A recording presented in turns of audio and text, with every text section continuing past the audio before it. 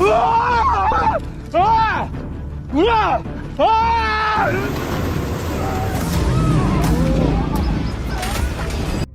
প্রাণীদের ভয়ঙ্কর আক্রমণ, ৫টি সত্য ঘটনা। আমরা সবাই বিভিন্ন প্রাণীকে পোষার শখ করি, কুকুর, বিড়াল থেকে শুরু করে বিদেশি ও বন্য প্রাণীও। কিন্তু যখন এই পোষা প্রাণীগুলো তাদের মালিকের ওপর আক্রমণ করে, তখন সেটা এক ভয়ানক রূপ নেয়।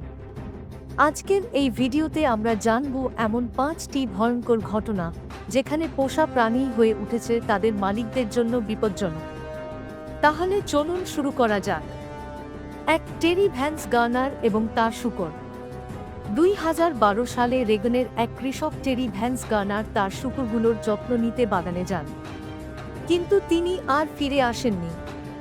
পরে তার পরিবারের লোকজন দেখতে পান শূকরগুলো তার দেহাংশ খাচ্ছে।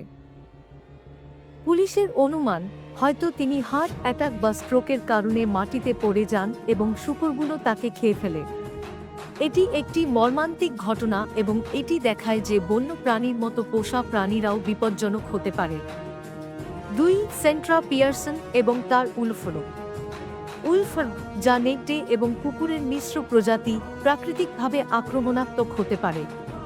পেনসিলভেনিয়ার সেন্ট্রা পিয়ারসন তার বাড়িতে অনেকগুলো উলফ্রগ পুষতেন, কিন্তু ২০০৬ সালে একটি দিন তার জীবনের সবচেয়ে ভয়ঙ্কর হয়ে ওঠে। এই উলফ্রগুলো একসঙ্গে তাকে আক্রমণ করে এবং তিনি ঘটনাস্থলেই মারা যান। এটি প্রমাণ করে যে বন্যপ্রাণী ও গৃহপালিত প্রাণীর মিশ্রণ কতটা বিপজ্জনক হতে পারে। ৩. রোনাল্ড হাফ এবং তার মনিটর লিজার্ড। মনিটর লিজার্ড সাধারণত বন্য পরিবেশে পাওয়া যায় এবং তারা খুবই বিপজ্জনক। ২০০২ সালে রোনাল্ড হাফ নামে এক ব্যক্তি তার বাসায় ৬ ফিট লম্বা মনিটর লিজার্ড পুষতেন। একদিন লিজার্ডটি তাকে আক্রমণ করে এবং তার শরীরের বিভিন্ন অংশ ক্ষতবিক্ষত করে। কয়েকদিন পরে পুলিশ তার মৃতদেহ আবিষ্কার করে, যা এই লিজার্ডের দ্বারা প্রায় পুরোপুরি খাওয়া হয়ে গিয়েছিল। ৪. ক্যালি অ্যান্ড বলস এবং তার ব্ল্যাক বেয়ার।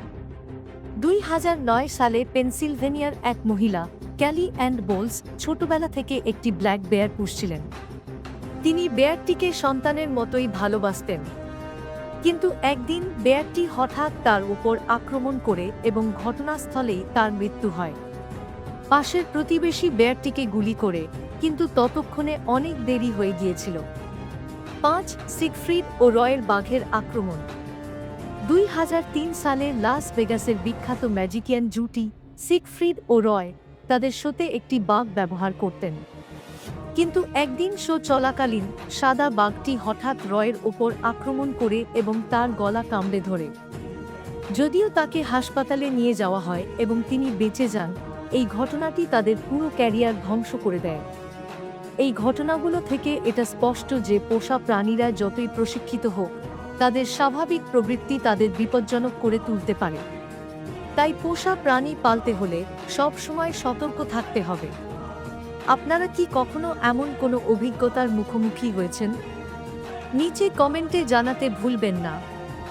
ভিডিওটি ভালো লাগলে লাইক দিন, শেয়ার করুন এবং আমাদের চ্যানেলটি সাবস্ক্রাইব করতে ভুলবেন না। দেখা হবে পরের ভিডিওতে।